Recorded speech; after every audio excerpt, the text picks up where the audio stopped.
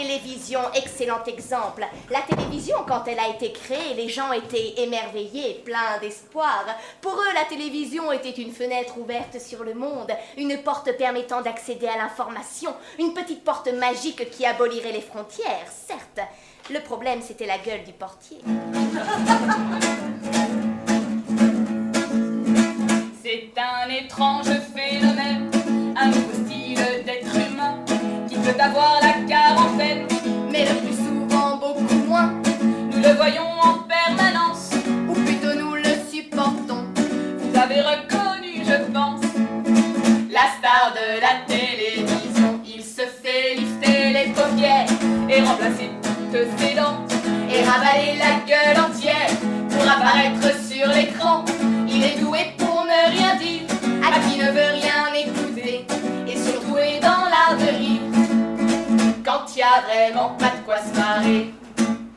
On le voit se fendre la poire sur les magazines de télé, avec un rire obligatoire que rien ne peut décourager.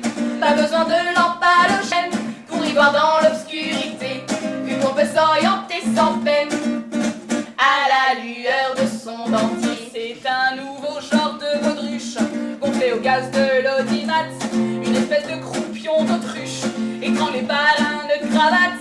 C'est le grand ami des starlettes, l'emparfait mondain toujours prêt à lécher le cul des vedettes pour en applaudir tous les faits.